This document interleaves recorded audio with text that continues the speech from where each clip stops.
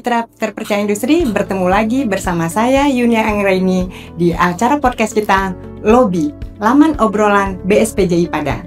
Bersama kita kali ini, kita sudah kedatangan tamu yang sangat istimewa, yaitu Bapak Inspektur Investigasi Kementerian Perindustrian, Bapak Brigadir Jenderal Polisi Diki Budiman. Apa kabar Bapak? Alhamdulillah. Selamat datang di BSPJI Padang ya Pak. Terima kasih. Iya, Pak, kita nih teman-teman mitra industri nih pengen bertanya.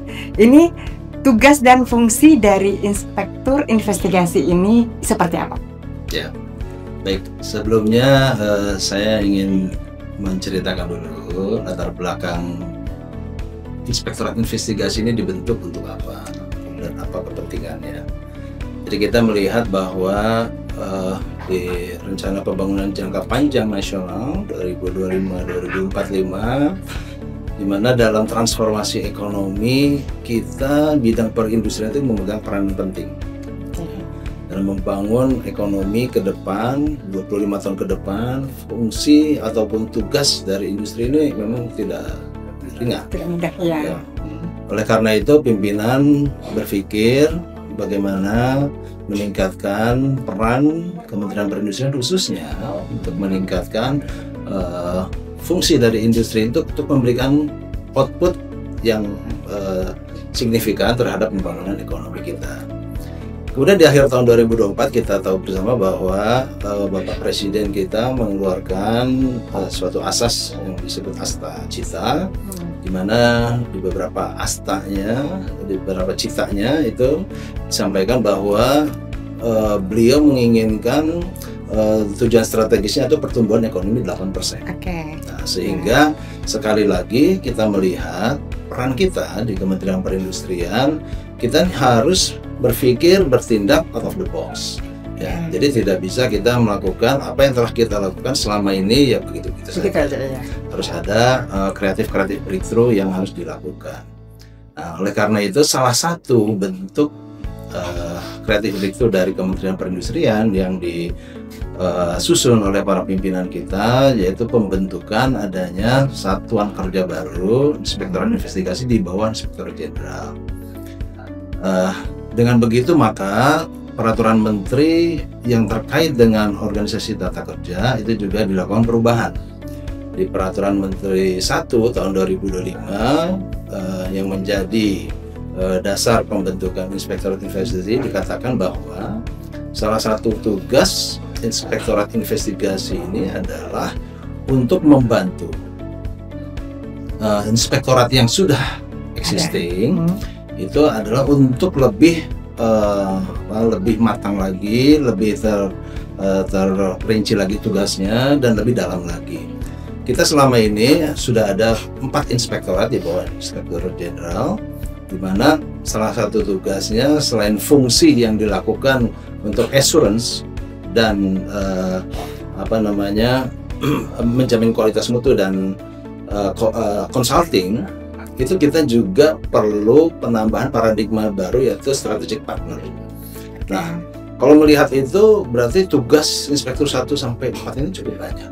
Nah, sehingga tugas-tugas lain yang terkait dengan pencegahan fraud, terus kemudian audit dengan tujuan tertentu, bahkan audit investigasi serta pengawasan industri ini perlu diampu oleh suatu unit kerja. Nah, ini yang menjadi tugas dari Inspektorat Investigasi. Ya, ternyata memang ini ya Pak, sangat dibutuhkan sekali ya Pak peran dari Inspektur Investigasi ini. Nah, kira-kira nih Pak, bagaimana peran Inspektorat Investigasi ini dalam manajemen anti fraud yang ada di balai-balai, khususnya mungkin di Balai BSPJI Padang? Nah, seperti apa Pak? Ya. Jadi model operasional kita di Inspektorat Investigasi itu ada 3. Ada cegah, ada tangkal, ada represif. Nah, untuk cegah ini atau preemptif ini, salah satunya kita melakukan misalnya preemptif atau penyuluhan-penyuluhan terkait anti fraud untuk di internal Kementerian Perindustrian. Salah satu tujuan kami ke sini, ke satker-satker di Kota Padang adalah salah satunya adalah untuk berikan pemahaman sosialisasi tentang anti fraud. kita juga menginformasikan kepada seluruh pegawai yang ada di Satker Kota Padang. Kita mengingatkanlah, semacam mengingatkan kembali apa yang harus dilakukan sebagai pegawai negeri, apa yang boleh ada, apa yang tidak, dan apa yang harus dilakukan. Nah, itu yang kita lakukan terkait dengan pencegahan, kemudian menangkap ya, atau preventif. Kita juga melakukan pengawasan yang lebih mungkin sudah dilakukan oleh inspektorat yang lain sebelumnya, tapi kita akan lebih intensif terhadap pengawasan-pengawasan yang sudah dilakukan sebelumnya.